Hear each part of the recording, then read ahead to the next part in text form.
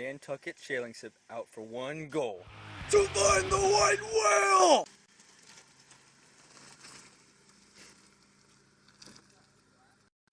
As the wind picks up, the Pequod spots another ship in the far distance.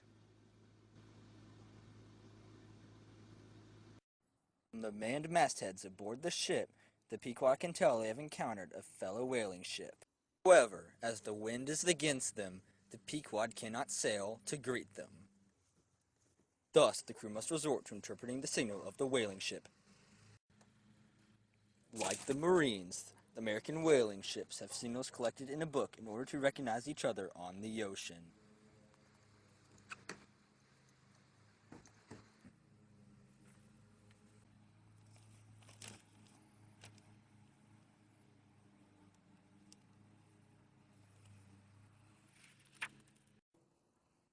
The Jeroboam, a fellow ship from Nantucket. As the ships both recognize each other, the Jeroboam goes close to the Pequod and releases a ship for rendezvous.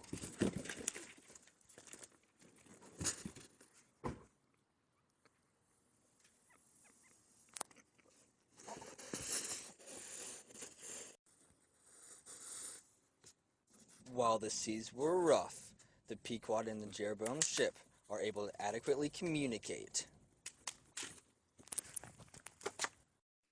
Unbeknownst to the crew of the Pequod, the Jeroboam was suffering a horrible disease on board the ship, so the captain, Captain Mayhew, was hesitant of getting too close to the Pequod so the disease could not be spread. However, as Stubb looks overboard, he sees a face he recognizes. That's he! The long-tongued scaramouch the townhouse company told us of! Stubb is alluding to a time when the town ho told the Pequod of a man most notorious in the whaling community. Let us dig deeper into this man.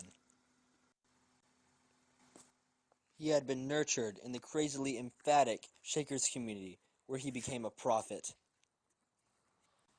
He then left the Shaker community, where he ventured to Nantucket. Here, he looked to board a whaling ship for a voyage.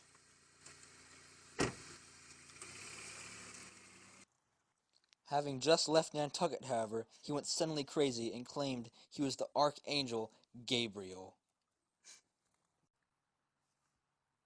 Then commanded the captain to jump overboard and created a manifesto claiming control over all of Oceanica and the isles upon it.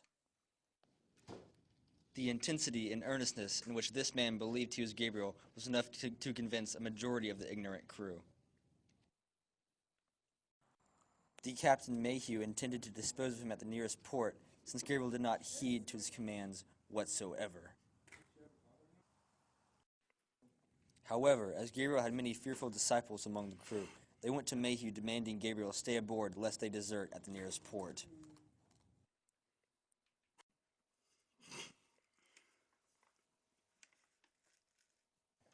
Furthermore, as disease swept the crew, Gabriel claimed divine authority over the disease, further terrifying the crew to do his bidding.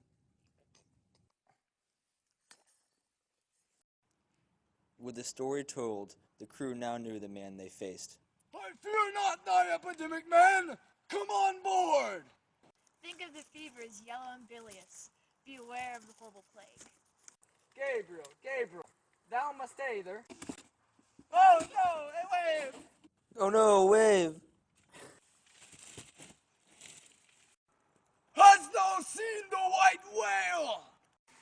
Think of thy whaleboat, stubborn and sunk. I tell thee again, Gabriel, that...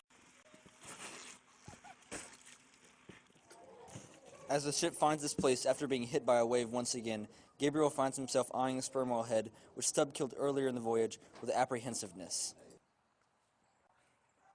Mayhew then tells the crew of the Pequod about the run-in with Moby Dick, but not without the constant interruptions of Gabriel.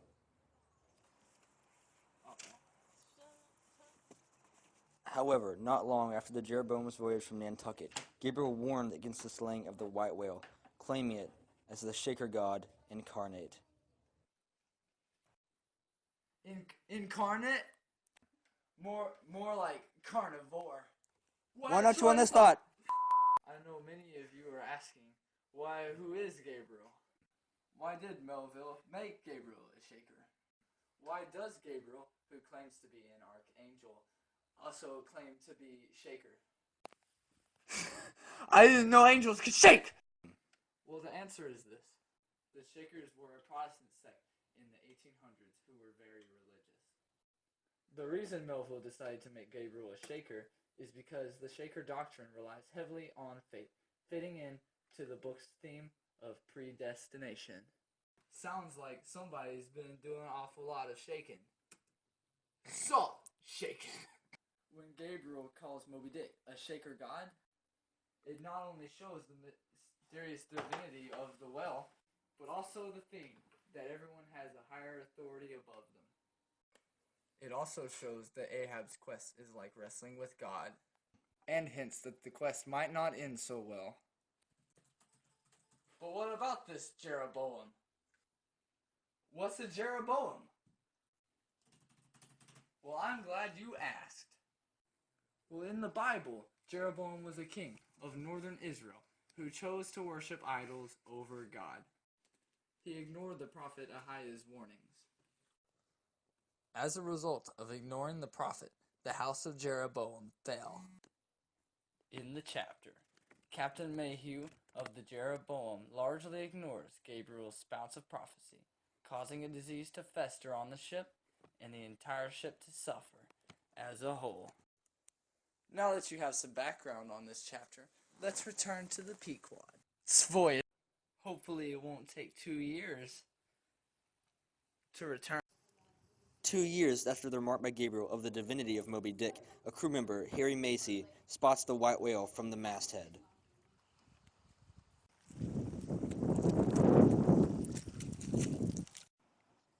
Despite the warnings of Gabriel, Macy and a group of the crew go out to hunt the whale.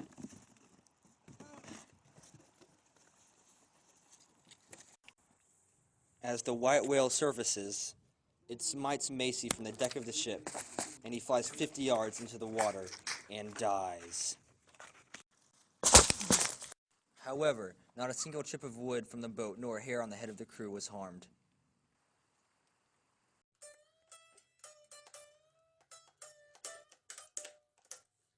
Oh, back already? Well, let me just put up my guitar so I can explain the story to you.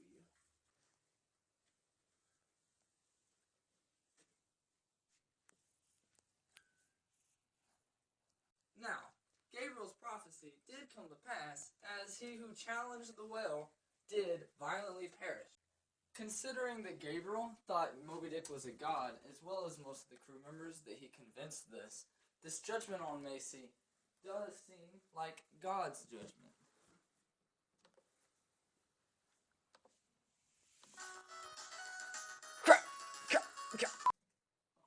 Not only is God's judgment swift, but it is also precise, as not a single chip of the boat nor a single hair on the head of a crew member was harmed. The power of Moby Dick, the power of God, and the consequences for disobeying the prophet are shown. And if the prophet's anything like my parents, Moby Dick would then take away my car keys and my phone. But I know at the end of the day, I know he will love me because I am his little boy. He has nurtured and cared for me since birth, and no matter what,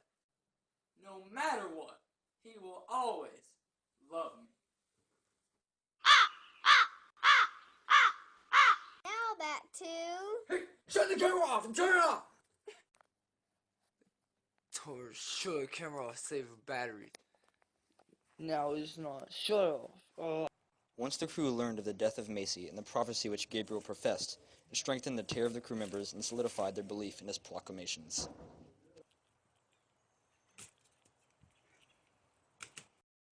However, from all of the questions being raised by Ahab concerning the white whale, Gabriel was suspicious.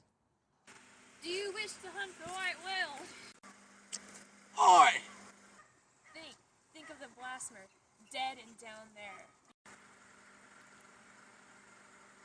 Captain, I have just bethought me of my letter bag. There is a letter for one of thy officers. If I mistake not, Starbuck, look over the bag.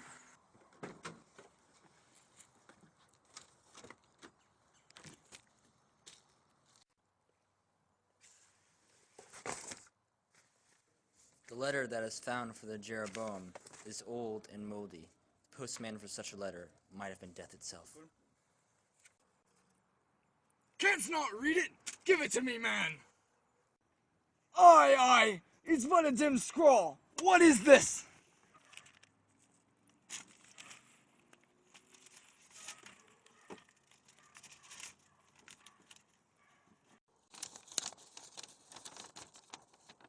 Mr. Har? Yes, Mr. Harry.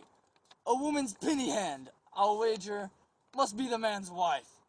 Aye, Mr. Harry Macy, ship Jeroboam. Why, it's Macy, and he's dead! Poor fellow, and from his wife. Let me have it. Nay, keep it thyself. Thou art soon going that way. Curses throttle thee! Captain Mayhew, stand by to receive the letter.